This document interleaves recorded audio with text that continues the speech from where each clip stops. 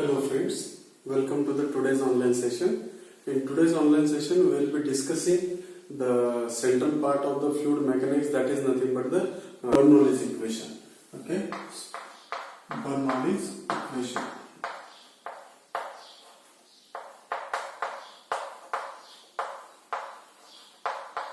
Sometimes it is also called as Bernoulli's principle.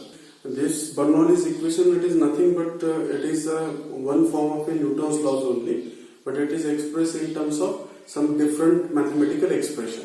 Okay, so this expression, what we will be doing, we will be deriving the expression for the energies which we have discussed in our earlier lecture, which is kinetic energy, potential energy, and pressure energy. And we will consider all these three energy, and we will be using the work energy theorem which we have studied in chapter number 1, that is motion, and then we will see what is the statement of the Bernoulli's equation. This Bernoulli's equation has so many applications in day-to-day life, okay, that we will be also discussing, but in the next lecture. Okay, so let us start with our first topic, that is nothing but the Bernoulli's equation. Now, in order to discuss this Bernoulli's equation, what I have done is this. I have considered one tube, okay, through which a liquid is flowing. Okay, so I have considered the two region of this tube, one region at the left side and the another region at the right hand side. Okay, so within this tube, what I have considered is that when the liquid is at this point, when this liquid is at the left hand side, I have considered the area of cross section of the tube, it is A1, okay, and when the liquid is going at towards the right hand side, so the area of cross section of the tube is A2. Now, this point, what I am doing is this: I am considering this pipe is at this point, it is at a height h1, and as you move from the left hand side towards the right hand side, the height of the tube, it increases from h1 to h2, and one more thing is that as you move from left to the right, the width of the pipe goes on increasing, okay, and also height increases. Okay, so these things we have to consider. Okay, first of all we will consider the description of the figure, and after looking into the description of the figure, then we will proceed for the further explanation. Okay, so first of all note it down, the explanation from the figure. Consider steady flow of liquid. Consider a steady flow of liquid through a tube,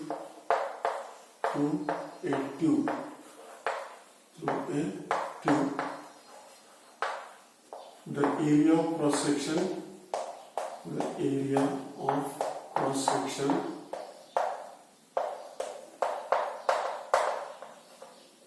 of tube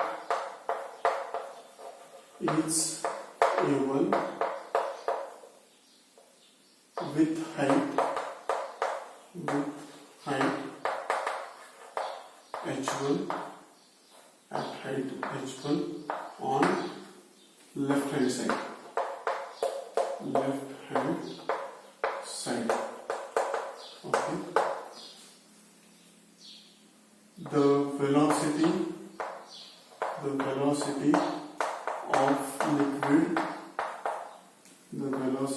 of liquid at left is v1. At right side,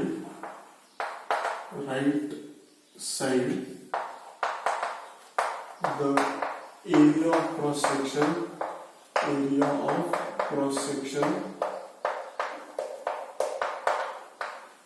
is A1, and tube is gradually widens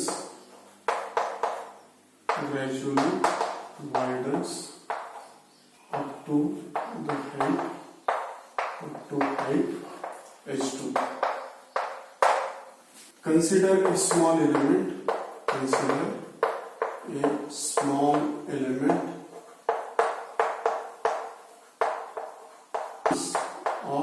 mass delta m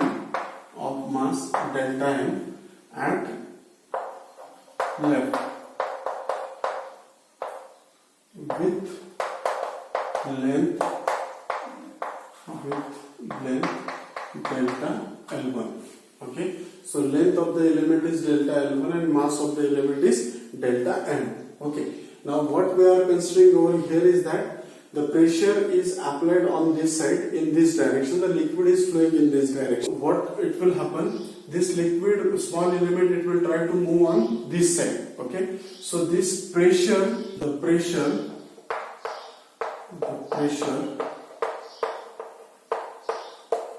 on the element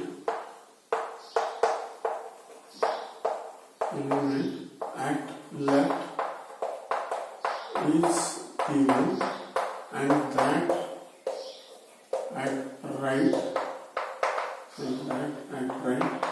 is P2. Okay, so when the element is at this left hand side, its pressure is P1. Okay, and when it will reach up to this point, the pressure is P2. So it is acting in this direction, this pressure is acting in this direction. Actually, force due to the pressure, it is acting in this direction at the right hand side, and the left hand side, it is acting in this fashion. Okay, so now see, when we are saying that this element is moving in this direction, so from height h1 to height h2, okay, so there is a height difference between right hand side and left hand side. h1 is the height at the left hand side, h2 is the height at the right hand side. So the height difference between these two, it is h2 minus h1. So it means liquid molecules you have to lift at a certain distance from against the gravitational force. It means in order to bring this molecule from this position to this position, you have to perform some work done, and that work done, it is stored in the form of potential energy. Okay, this is one thing. Again, one more thing is that the element of mass delta M, it is having a velocity v1 on this side, so it is having a certain amount of kinetic energy as well. Okay, this is having a kinetic energy as well.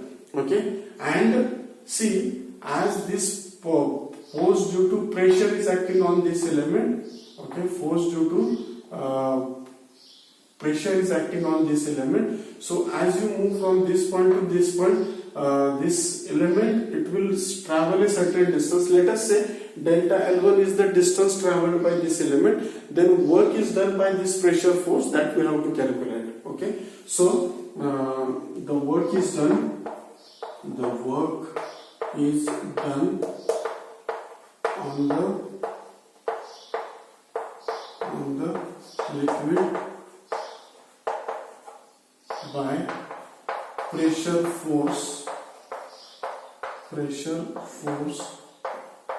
Now see, P1 is the pressure. Now we people know what is formula for pressure. Pressure is nothing but the force upon area. So from this one we can calculate F is equal to, if I transfer this A on this side, it will become P into A.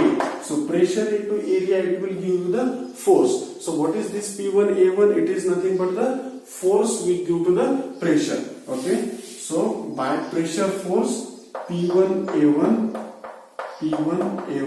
is, now how will you calculate the work done? Work done is nothing but the force into displacement. So it is P1 A1 and let us say the displacement is delta L1. So it is the work done on the liquid by the pressure force P1 A1. It is P1 A1 delta L1. This is first work done. Now second, the work done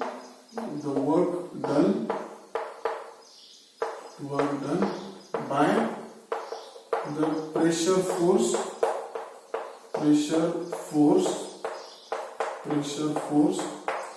P2A2, which is on the right hand side, P2A2. Now see, the pressure is in this direction, your displacement is in this direction. Pressure force is in this direction, it is from right to left, and your displacement is from left to right. So it means this pressure force, it is doing the work done in the opposite direction. Okay, displacement and force are in opposite direction, so this work done has to be negative. So is minus of P2 A2 into delta L2. Okay, minus P2 A2 delta L2. Number 3, the work done against gravity, work done against gravity G to lift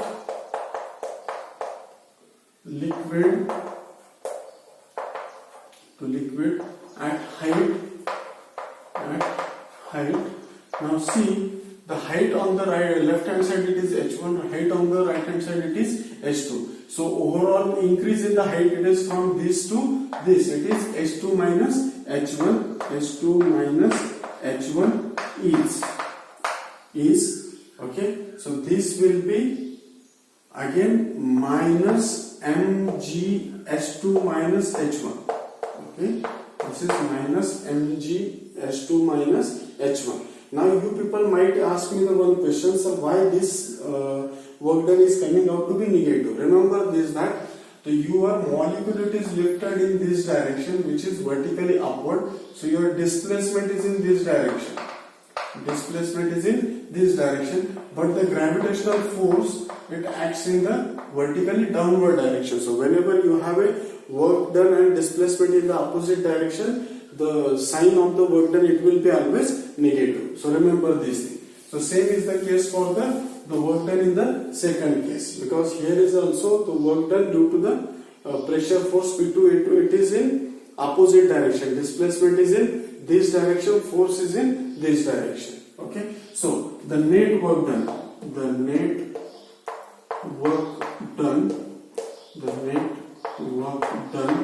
is given by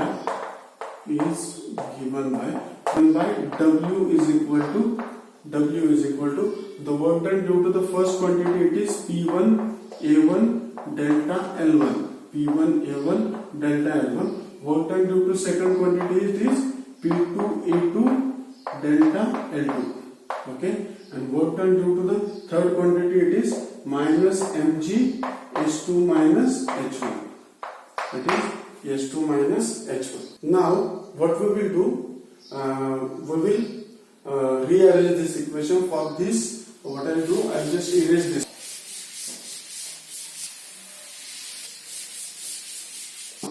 According to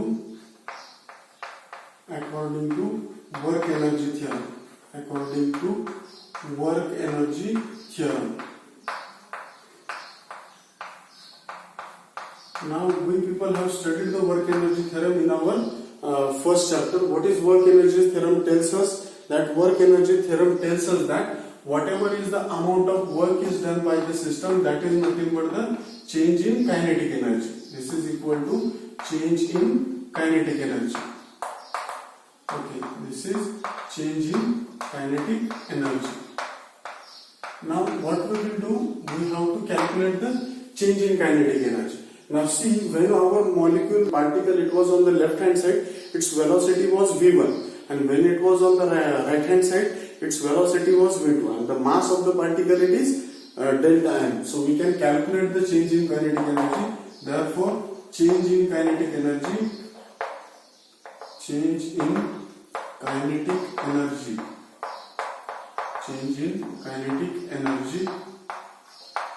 is equal to, so it is final kinetic energy minus initial kinetic energy. So it is 1/2 delta m v2 square minus 1/2 delta m v1 square.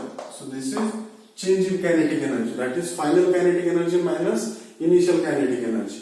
Okay, now see, this is your change in kinetic energy. We will call this as an equation number 2.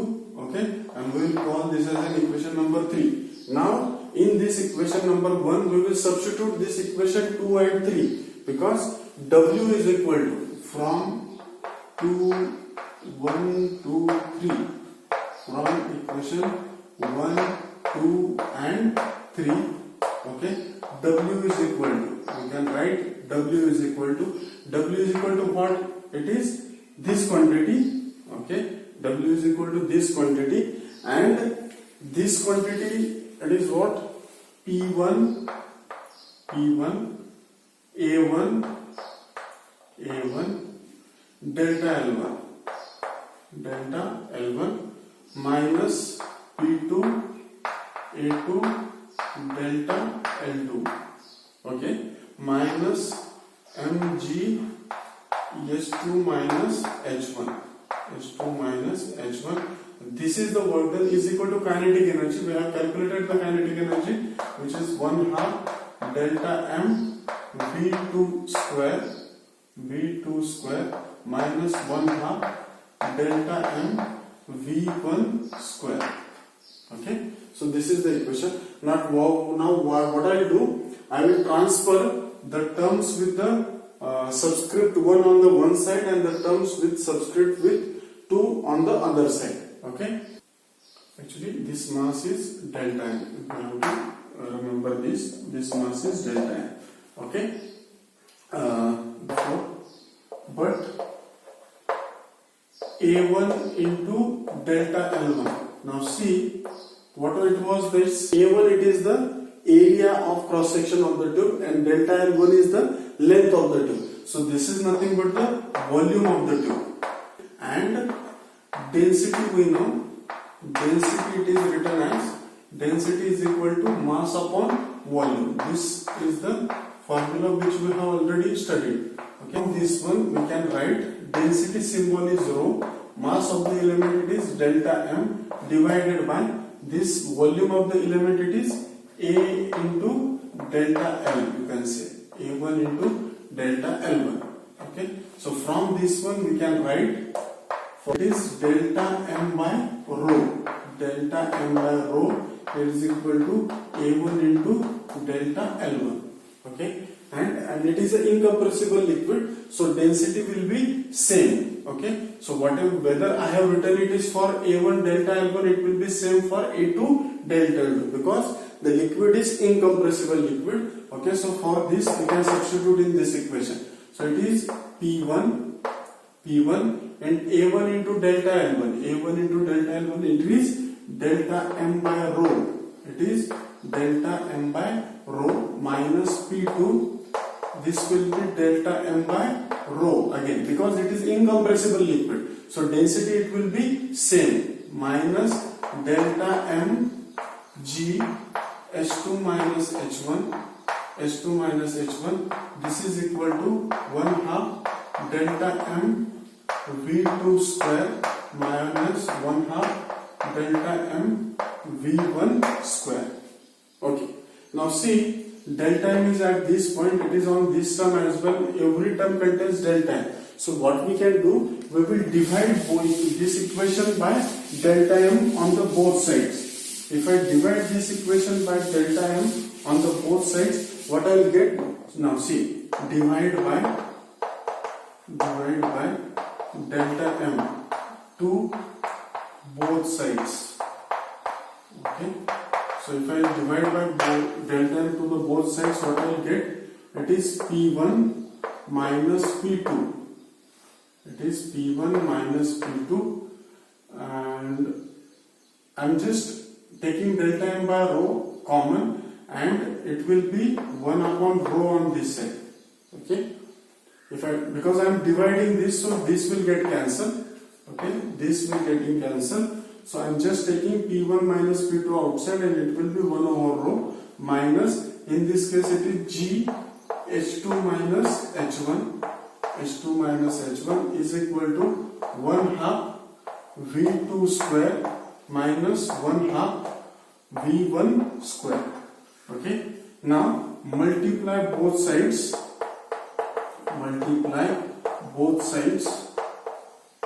by rho. If I multiply both sides by the rho, what I will get? It is P1 minus P2. P1 minus P2 minus, if I multiply by the rho, this rho and this multiplied rho will get cancelled, and it will be rho multiplied by G H2 minus H1. It is H2 minus H1. This is equal to, this will be 1/2 rho V2 square minus 1/2 rho V1 square. Okay. Now, see what we will do. Now we will collect the terms with subscript 1 and subscript 2 on the other sides. Okay. So on this side I'll keep P1. Okay.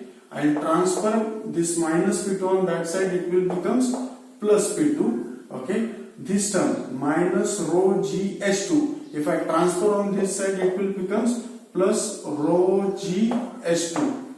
Okay. And minus minus, this will becomes plus rho G H1. So this will be rho G H1, and this 1/2 rho V1 square, which is minus on this side. If I transfer on this side, it will becomes 1/2 rho V1 square, and it will be 1/2 rho V2 square on these sides. Okay. What do you mean by this? The term symbols or subscripts 1, 1, 1. It represents the pressure energy. This represents the potential energy. This represents the kinetic energy. So kinetic energy plus potential energy plus pressure energy on the left hand side, it is equal to the pressure energy plus potential energy plus kinetic energy on the right hand side. It suggests that from this one we can write P plus rho GH plus 1/2 rho V square is equal to constant. It means this is nothing but this is the mathematical expression for the Bernoulli's principle. It suggests that for a steady flow of liquid, a steady incompressible flow of liquid, the sum of the pressure energy, potential energy and kinetic energy remains always constant throughout the medium. Wherever you measure it at the left hand side or right hand side, it doesn't matter. Okay. This is called as the Bernoulli's principle, or sometimes it is called as the Bernoulli's equation as well. Okay. I hope you people have understood this. Okay. For today's lecture, we'll stop over here. Okay. Thank you.